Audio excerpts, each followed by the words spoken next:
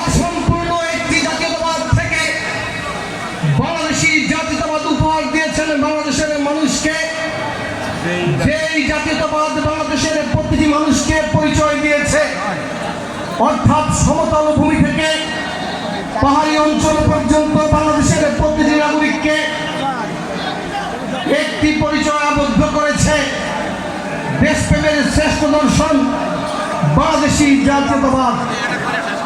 তিনি শুধু বাংলাদেশেই সংস্কার করেছেন তা নয়, তিনি বাংলাদেশের পররাষ্ট্রনীতিকে দিল্লি এবং লস্কর চৌহদ্দি থেকে বের করে নিয়ে এসে সারা পৃথিবীতে সার্বজনীন করেছিলেন।